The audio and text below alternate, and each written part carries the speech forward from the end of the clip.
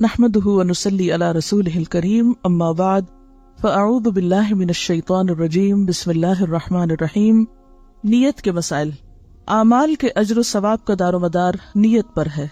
عن عمر بن الخطاب رضی اللہ عنہ قال سمعت رسول اللہ صلی اللہ علیہ وسلم یقول انما الاعمال بالنیات وانما لكل امرئ ما نوى فمن كانت هجرته الى دنیا يصيبها او الى امرأة ينكحها فهجرته الى ما هاجر الیہ، رواہ البخاری۔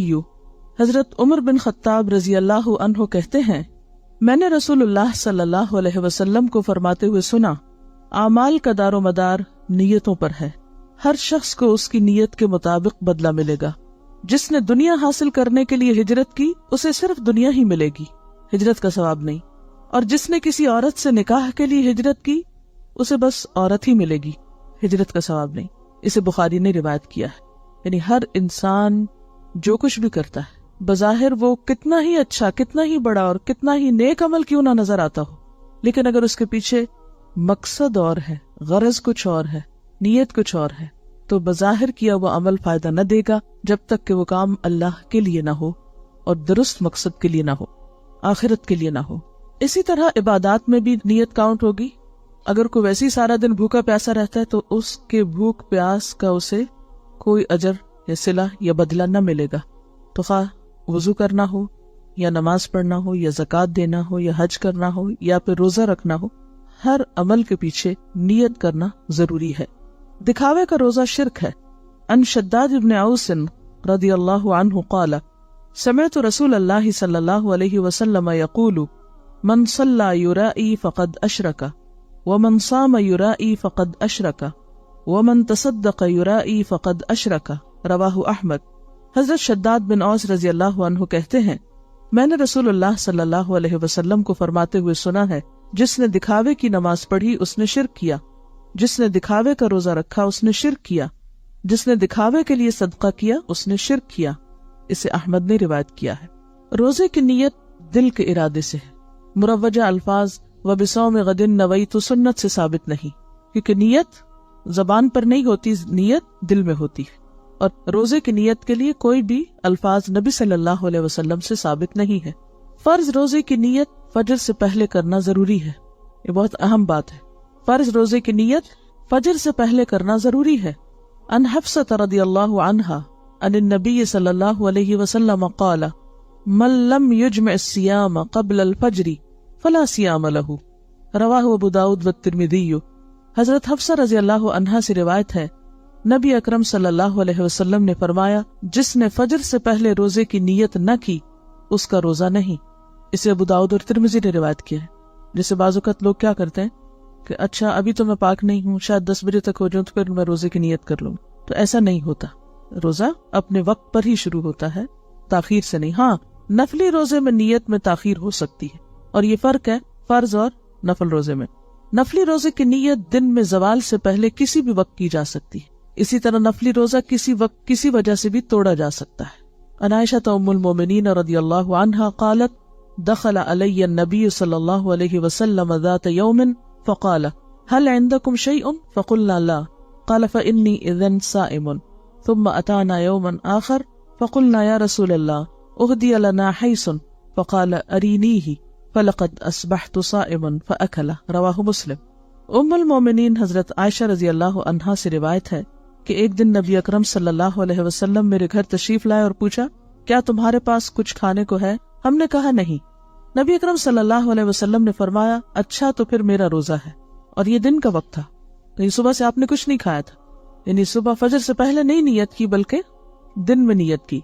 کسی اور دن پھر نبی اکرم صلی اللہ علیہ وسلم ہمارے گھر تشریف لائے، میں نے عرض کیا یا رسول اللہ صلی اللہ علیہ وسلم حیث یعنی حلوہ تحفے میں آیا ہے۔ رسول اللہ صلی اللہ علیہ وسلم نے فرمایا تو لاؤ۔ میں صبح سے روزے سے تھا اور اپنے دن میں اس کو کھول دیا۔ یعنی اگر نفلی روزے سے ہو انسان اور کوئی بھی وجہ ہو یا کوئی بھی وقت ہو، زوال سے پہلے زوال کے بعد، تو اس کو کھولا جا سکتا ہے۔ مثلاً آپ نے روزہ رکھا ہوا ہے، آپ کسی کے گھر گئے، وہ آپ کو کھانے کے لیے کہتے ہیں، اور اب آپ ظاہر نہیں کرنا چاہتے کہ آپ نے روزہ رکھا ہوتا اور آپ نفلی روزے رکھتے ہیں، تو آپ کھانے میں شریک ہو جائیں اور روزہ کھول دیں۔ ایسا کیا جا سکتا ہے، ایسا کرنا گناہ نہیں۔ لیکن رمضان کا روزہ جو ہے اسے آپ اس طرح نہ توڑ سکتے ہیں اور نہ ہی اس میں تاخیر کر سکتے ہیں۔ مانا ہوا روزہ جو ہے وہ پھر فرضی روزے کے مطابق ہو جائے گا، یعنی نفلی روزے اور فرضی میں فرق ہے، یعنی وہ فرض کے برابر ہو جاتا ہے۔ پھر اسی طرح آپ دیکھیے امام احمد کہتے ہیں کہ سارے مہینے کے روزوں کی کٹھی نیت بھی آپ کر سکتے ہیں۔ جیسے رمضان شروع ہوا تو آپ کیا نیت کرتے ہیں کہ میں پورے روزے رکھوں، تو گویا آپ اگر ہر روز صبح سویرے اٹھ کے یہ نہیں کہتے کہ میں روزہ رکھ رہا ہوں، تو آپ کا سحری کے وقت اٹھنا جو ہے وہ کس ارادے سے اٹھنا ہے۔ رات جب آپ سوچ کے سوتے ہیں کہ مجھے اتنے بجے اٹھنا ہے، 5 بجے اٹھنا ہے، تو وہ آپ عام طور پہ اگر نہیں اٹھتے تو کس لیے اٹھ رہے ہیں؟ سحری کے لیے۔ تو یہ سحری کے لیے اٹھنا بھی دراصل کیا ہے؟ آپ کی نیت ہے، اور نیت جو ہے وہ دل کے ارادے کا نام ہے۔ اسی طرح بعض لوگ یہ پوچھتے رہتے ہیں کہ کیا ہم شوال کے روزے اور قضا روزے اکٹھے رکھ سکتے ہیں، یعنی ایک ہی دن میں 2 نیتیں اکٹھی کر لیں؟ تو 2 نیتیں بیک وقت جمع نہیں کی جا سکتی، کیونکہ ایک فرض ہے اور ایک نفل ہے۔ فرض روزہ اس کی نیت آپ کو سحری سے پہلے کرنی ہوگی، یعنی فرض روزہ خواہ آپ رمضان میں رکھ رہے ہیں یا آپ قضا رکھ رہے ہیں یا آپ نے کوئی نظر مانی تھی اور وہ روزہ رکھ رہے ہیں، ان سب کو آپ کو یعنی وقت شروع ہونے سے پہلے آپ کو نیت کرنی، ٹھیک ہے۔ اب آپ شوال میں روزے رکھ رہے ہیں، تو آپ کیا چاہتے ہیں کہ آپ کی یا تو شوال کے روزے ہوں یا پھر قضا، تو آپ یہ بھی کر سکتے ہیں کہ پہلے شوال کے رکھ لیں اور بعد میں قضا روزے پورے کر لیں، اور یہ بھی کر سکتے ہیں کہ پہلے قضا روزے جو فرض ہے آپ کے اوپر اس کو پہلے ادا کر لیں، اور باقی اگر مہینے میں مزید مہلت مل جاتی تو آپ شوال کے روزے رکھ لیں۔ لیکن یہ نہیں ہو سکتا کہ آپ شوال کے روزے کی نیت سے بھی روزہ رکھیں اور اسی روزے کے اندر قضا کی نیت بھی کر لیں۔ بالکل اسی طرح جیسے آپ یہ نہیں کر سکتے کہ مثلاً آپ 4 رکعت ظہر کے وقت شروع کریں اور کہیں سنت اور فرض دونوں کی نیت اکٹھی اور اللہ اکبر، یہ نہیں آپ کر سکتے، یا 5 کی اکٹھی، یعنی دن میں جتنے بھی 4 فرض ہیں، ظہر عصر عشاء سب کے فرض میں اکٹھی کر رہی، یہ نہیں ہو سکتے۔ ہر نماز کے لیے اس کے وقت پر الگ طور پر فرض کی، الگ طور پر سنت کی، الگ طور پر نفل کی نیت کرنا ہوگی۔ اسی طرح جب آپ فرض روزہ رکھیں تو اس میں کوئی اور نہیں شامل کر سکتے، وہ صرف وہی روزہ ہوگا خواہ آپ شوال میں رکھیں یا شعبان میں رکھیں۔ کہنے کا مطلب آپ کا یہ ہے کہ بجائے آپ کسی اور دن فرضی روزہ رکھیں، آپ منڈے کو اگر رکھیں تو شاید ثواب زیادہ ہو، کیونکہ نبی صلی اللہ علیہ وسلم عموماً سوموار کے دن اور جمعرات کے دن روزہ رکھتے تھے، یا یہ کہ مہینے کے جو 3 روشن دن ہیں، ایام 20 جن کو کہا جاتا ہے، یعنی 13، 14 اور 15 کے جو دن ہیں جب فل مون ہوتا ہے ایک طرح سے، تو ان دنوں میں آپ صلی اللہ علیہ وسلم روزہ رکھا کرتے تھے۔ تو ہاں آپ ان دنوں میں بھی رکھ سکتے، لیکن یہ بھی لازم نہیں کہ انہی میں رکھیں گے تو ثواب زیادہ ہوگا، وہ تو نفلی روزوں کے لیے اگین رکھ لیں تب بھی ٹھیک ہے، اور اگر اس کے علاوہ کسی اور دن میں رکھیں تو خود فرضی روزے کے ادا کرنے کا ثواب بھی بہت ہے، ہاں وہ آپ کسی خاص دن رکھیں یا کسی بھی دن رکھیں۔ تو اس لیے چیزوں کو مکس اپ نہ کریں، ہر چیز کو اپنی الگ جگہ رہنے دیں۔ السحور والافطار، سحری اور افطاری کے مسائل۔ سحری کھانے میں برکت ہے، نیند سے اٹھ جانے کے بعد جان بوجھ کر سحری ترک نہیں کرنی چاہیے۔ عن انس رضی اللہ عنہ قال قال رسول اللہ صلی اللہ علیہ وسلم تسحروا فإن فی السحور برکہ، متفق علیہ۔ حضرت انس رضی اللہ عنہ سے روایت ہے کہ رسول اللہ صلی اللہ علیہ وسلم نے فرمایا سحری کھاؤ کیونکہ سحری کھانے میں برکت ہے۔ اسے بخاری اور مسلم نے روایت کیا ہے۔ اور برکت کا معنی یعنی تھوڑا بھی کھا لے تو اس سے انسان کی سیٹسفیکشن ہو جاتی ہے، اور بالکل اگر کچھ نہ کھائے تو اس سے ایک اور طرح کی فیلنگ ہوتی۔ دوسری بات یہ کہ جو کھانا بابرکت ہوتا ہے وہ انسان کی صحت کا بھی ضامن ہوتا ہے، یعنی اس وقت کا کھانا جو ہے وہ انسان کے لیے کئی قسم کے فائدے رکھتا ہے۔ رمضان المبارک میں فجر کی اذان سے پہلے سحری کے لیے اذان دینا سنت ہے، یعنی سحری کے لیے جگانے کو جو اذان دی جاتی ہے، سحری کا وقت بتانے کو، تو وہ اذان بھی دی جا سکتی۔ عن عائشہ رضی اللہ عنہا ان بلالا رضی اللہ عنہ کان یؤذن بلیل فقال رسول اللہ صلی اللہ علیہ وسلم کلوا واشربوا حتى يؤذن ابن ام مکتوم فإنه لا يؤذن حتى يطلع الفجر، متفق علیہ۔ حضرت عائشہ رضی اللہ عنہا سے روایت ہے کہ حضرت بلال رضی اللہ عنہ رات کو سحری سے قبل آذان دے دیا کرتے تھے، چنانچہ رسول اللہ صلی اللہ علیہ وسلم نے فرمایا اس وقت تک کھاؤ پیو جب تک کہ ابن ام مکتوم آذان نہ دے دے، اس لیے کہ ابن ام مکتوم اس وقت تک آذان نہیں دیتے جب تک فجر نہ ہو جائے۔ اسے بخاری اور مسلم نے روایت کیا۔ اب بھی اگر آپ سعودی عرب جائیں تو آپ نے دیکھا ہوگا کہ تہجد کی اذان اسے بولتے ہیں عام طور پر، اور وہ کچھ وقت پہلے ہوتی ہے فجر کی اذان سے۔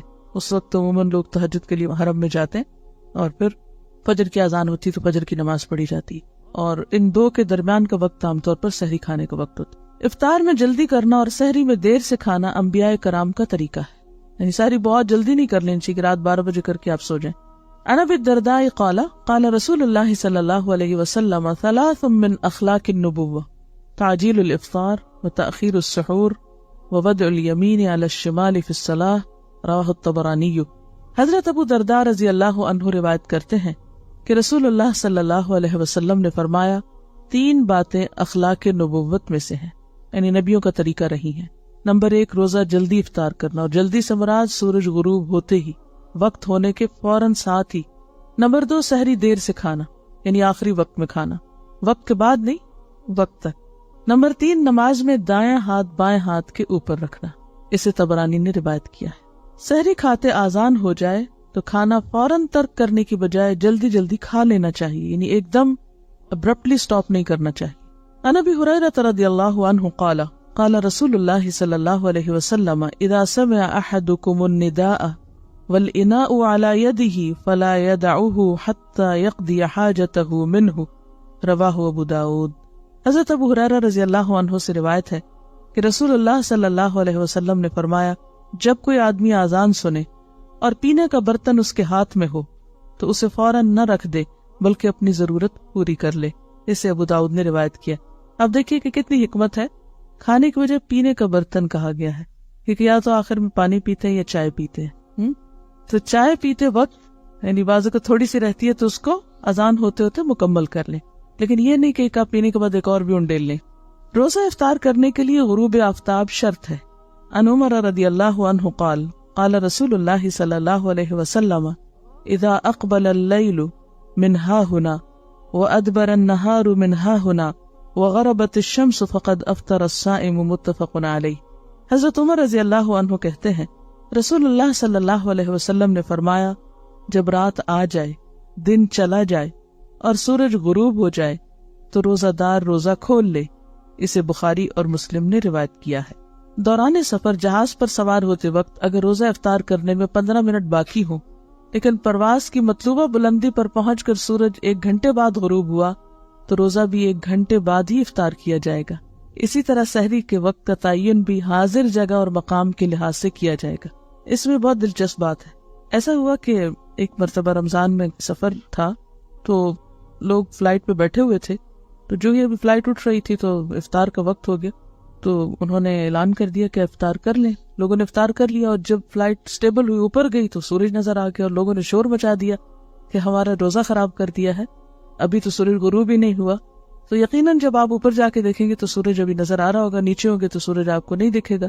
تو بات یہ ہے کہ اگر تو ابھی جہاز نیچے ہی ہے اور اس وقت ہو چکا ہے اور آپ افطار کرتے ہیں تو آپ کا افطار درست ہے، بھلے 5 منٹ کے بعد اوپر جا کے آپ سورج دیکھتے ہیں، کیونکہ اس وقت کو شمار کیا جائے گا جب آپ اس خاص مقام پر، یہ شریعت کے احکام زمان، مکان اور کیفیت اور کمیت اور وہ تمام چیزوں کو سامنے رکھ کے طے ہوتے ہیں۔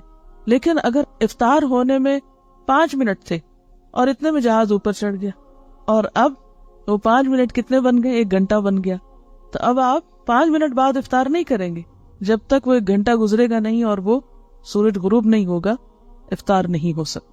تازہ کھجور، خشک کھجور، چھہارا، پانی سے روزہ افطار کرنا مسنون ہے، نمک سے روزہ افطار کرنا سنت سے ثابت نہیں۔ عن انس رضی اللہ عنہ قال كان النبي صلی اللہ علیہ وسلم يفطر على رطبات قبل ان يصلي فإن لم تكن رطبات فعلى تمرات فإن لم تكن حسى حسوات من ماء رواہ ابو داود والترمذی حسن۔ حضرت انس رضی اللہ عنہ سے روایت ہے نبی اکرم صلی اللہ علیہ وسلم نماز مغرب سے پہلے تازہ کھجوروں سے روزہ افطار فرماتے، اگر تازہ کھجوریں نہ ہوتی تو خشک کھجوروں سے، جن کو چھہارے کہتے، اگر خشک کھجوریں نہ ہوتی تو چند گھونٹ پانی سے ہی افطار فرما لیتے، اسے ابو داؤد اور ترمذی نے روایت کیا۔ کھجور میں چونکہ انرجی بھی ہوتی ہے، وہ ایک طرح سے کھانے کی جگہ ہوتی ہے اور اس کے بعد نماز پڑھنا آسان ہو جاتا ہے، فوری طور پر انرجی بحال ہو جاتی ہے، اور یہی ایفیکٹ جو ہے وہ پانی کا ہوتا ہے۔ روزہ افطار کرتے وقت درج ذیل دعا مانگنا مسنون ہے۔ عن ابن عمر رضی اللہ عنہما قال كان النبي صلی اللہ علیہ وسلم اذا افطر قال ذهب الظمأ وابتلت العروق وثبت الاجر ان شاء اللہ، رواہ ابو داود۔ حضرت عبداللہ بن عمر رضی اللہ عنہ سے روایت ہے کہ نبی اکرم صلی اللہ علیہ وسلم جب روزہ افطار فرماتے تو یہ دعا پڑھتے، ذهب الظمأ وابتلت العروق وثبت الاجر انشاءاللہ، پیاس ختم ہوئی، رگیں تر ہو گئی اور روزے کا ثواب انشاءاللہ پکا ہو گیا۔ اسے ابو داؤد نے روایت کیا ہے۔ روزہ افطار کروانے والے کا اجر روزہ افطار کرنے والے کے برابر ہے۔ عن زید بن خالد الجہنی رضی اللہ عنہ قال قال رسول اللہ صلی اللہ علیہ وسلم من فطر صائما کان له مثل اجرہ غیر انہ لا ينقص من اجر الصائم شیئا، رواہ الترمذی۔ حضرت زید بن خالد جہنی رضی اللہ عنہ کہتے ہیں رسول اللہ صلی اللہ علیہ وسلم نے فرمایا، جس نے روزہ دار کو روزہ افطار کرایا اسے بھی اتنا ہی اجر ملے گا جتنا اجر روزہ دار کے لیے ہوگا، اور روزہ دار کے اجر سے کوئی چیز کم نہ ہوگی۔ اسے ترمذی نے روایت کیا ہے۔ یعنی روزہ رکھنے کا جو ثواب روزہ دار کو ملے گا، افطار کرانے والے کو بھی اتنا ہی ملے گا، اور یہ اس سے لے کے نہیں دیا جائے گا، اللہ تعالیٰ اپنی خاص رحمت سے عطا کرے گا۔ روزہ افطار کروانے والے کو درج ذیل دعا دینی چاہیے۔ عن انس رضی اللہ عنہ قال كان رسول اللہ صلی اللہ علیہ وسلم اذا افطر عند قوم قال افطر عندكم الصائمون واكل طعامكم الابرار وتنزلت عليكم الملائكة، رواہ احمد۔ حضرت انس رضی اللہ عنہ کہتے ہیں رسول اللہ صلی اللہ علیہ وسلم جب کسی کے ہاں روزہ افطار فرماتے تو ان کو یہ دعا دیتے، کیا؟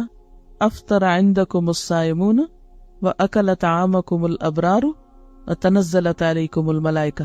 اس کا ترجمہ ہے روزہ دار تمہارے ہاں روزہ افطار کرتے رہیں، یعنی آئندہ بھی تمہیں یہ موقع ملتا رہے، نیک لوگ تمہارا کھانا کھاتے رہیں اور فرشتے تمہارے ہاں نازل ہوتے رہیں، یعنی رحمت لے کر۔ کسی بھی جگہ فرشتوں کا نازل ہونا باعث رحمت ہے، الا یہ کہ کوئی مجرم قوم ہو۔ اسے احمد نے روایت کیا ہے۔ اس کا یہ مطلب نہیں کہ باری باری افطاریاں ہی کرائی جائیں تو تب یہ ثواب ہو سکتا ہے۔ آپ ایک کھجور سے ایک گھونٹ پانی سے بھی کسی کا روزہ کھلوا دیتے ہیں تو اس سے بھی یہ ثواب ہوتا ہے۔ بعض اوقات ایک کام بظاہر ٹھیک نظر آ رہا ہوتا ہے لیکن اس کا نتیجہ درست نہیں ہوتا، تو ہمیشہ نتیجے کو دیکھ کر کام کا آغاز کرے۔ اگر افطار کرانے کا ثواب بہت زیادہ ہے تو دوسری طرف اس چیز کو بھی ذہن میں رکھیں کہ یہ نہیں کہ سارا دن آپ اتنے ہلاک ہو جائیں کہ پھر آپ اپنی تراویح بھی چھوڑ دیں اور اگلے دن کی سحری بھی خطرے میں پڑ جائے اور نمازیں بھی آپ کی جلدی جلدی ہوں۔ تو ایک نیکی کرتے وقت دوسری نیکیوں کو ختم نہیں کرنا بلکہ ہر کام اعتدال کے ساتھ